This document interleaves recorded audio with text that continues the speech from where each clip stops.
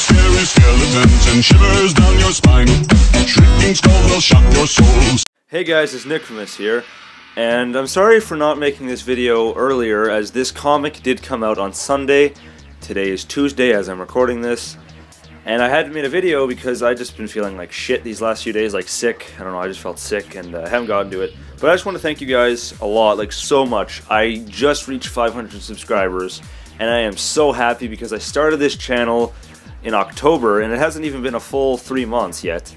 So I thought it was really cool that I'm already at 500 subscribers, and you guys just don't know how grateful I am for you guys and all the support you give me, and I'm really happy for it, and thank you guys so much.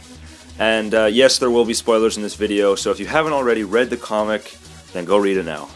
Okay, so we see that Faceless Fox is still around, and we see that, like in the last comic, they went to visit the Grandmaster Scorpion. We see that Faceless Fox says Scorpion has spent years struggling to control his vengeful spirit, and now that he's lost yet another family, I imagine what he'll become. Spare him, Takeda. Show us all that you're brave enough to take a life. And I mean, Scorpion has trained Takeda, and he's a good friend of Kenshi. So I mean, obviously, he's not going to kill him for this fucking demon weird bullshit forced fox. So we obviously see that he doesn't kill him, and we go into this little dream realm of Scorpion, which is just an illusion. So we see Hanzo, also known as Scorpion, grieving over the fact that he sees his wife here, frozen, dead, which we can assume is due to the hand of Sub-Zero, also known as Bihan, also known as Noob Saibot, also known as the fucking guy that Scorpion killed. So we now see what is supposed to be Bihan, and he says, "Your family, your clan, you've lost everything. How does that make you feel?" And Scorpion realizes that this is not real because he says, "You've gone to a great length to recreate my darkest day, but Sub-Zero and I never talked about feelings." So Scorpion realizes this is all fucking fake because he realizes, once again, he wasn't even there when this happened. So we see him reborn as Scorpion, and I don't know if I have what my feelings are on this. I kind of have mixed feelings about it personally because I really enjoyed Hanzo's character development in the comics. It's just regular Hanzo, and now we're going to see the vengeful spirit that is Scorpion, and I mean, who doesn't love that version? But I don't know, I just wanted to see a little bit more of Hanzo, but maybe we'll see that in the future. The newly awakened Scorpion really does wake up and breaks free from the chains. He snatches Forest Fox, aka Faceless Fox, and burns him to a crisp while holding the Kamidogu. I think that's how you pronounce it anyways. So we see the classic Toasty! Now we see Scorpion stab the Kamidogu straight into Faceless Fox's heart. Now it seems that he's got powers because he doesn't die from this stab or the burning flames of Scorpion, and he can also shoot a blast out of his hands if you look closely.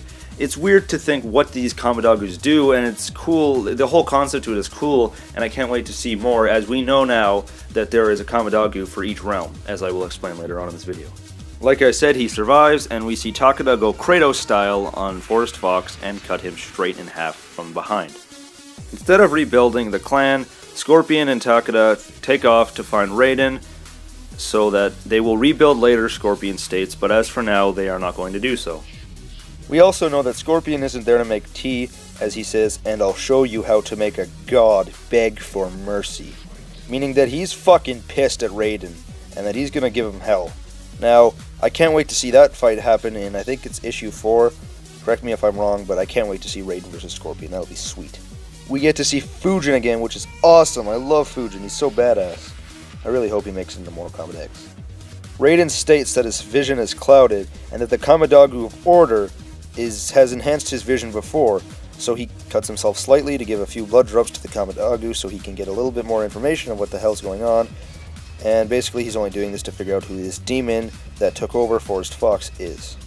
Like I mentioned earlier, it's under speculation that there seems to be a Kamidogu for each of the realms, as Raiden states that this is the Kamidogu of Order, and we see the Realm of Order symbol on the Kamidogu. Raiden then has a future vision like he did in Mortal Kombat 9, and we see a few interesting things. We see here that Cassie's getting her arse kicked by Frost. Now, I don't really have any good attitude towards this because I'm not a big fan of Cassie or anything, but I fucking hate Frost. And if she makes a return in Mortal Kombat X, I will be extremely upset. So I'm really hoping that Cassie wins and kills her in this MMA match that we should be seeing in the next chapter, or so. Here we see Kotal Khan drinking the blood from a heart, and we see three figures behind him. We see the shadowy figures of Farah and Tor, and behind him on the left seems to be, I think it looks a lot like Reptile, but then again he's human and the costume he's wearing is white. However, due to this tweet, I believe it is Reptile. Sean Kittleson, the actual writer for the comic books, says he's not white, it's just the light he's in, referring to the character behind Kotal Khan. Which leads me to believe that that is Reptile indeed, because it bears a striking resemblance to Reptile, and I really hope it is because he looks human, and I really liked Human Ninja Reptile opposed to Reptile. Looks to be that Sub-Zero is fighting Lin Kuei's cyborgs, and that's just what I thought it looked like. There's not too much to comment on that, other than the fact that Lin Kuei is still around and Sub-Zero is against them for some reason.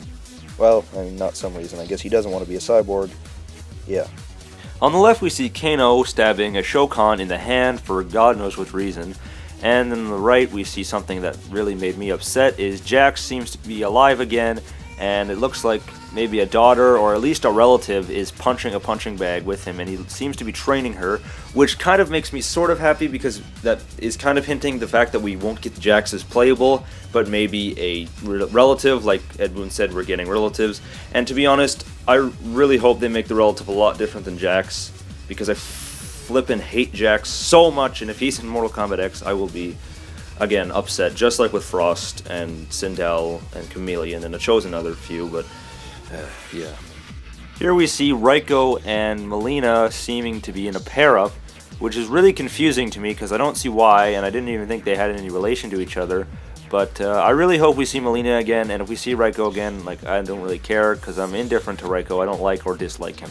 So that's all I have for you guys today. I hope you enjoyed the video, and let me know down in the comments below what your thoughts are on the comics and a few things that I've mentioned before. Just let me know if you agree or disagree with me.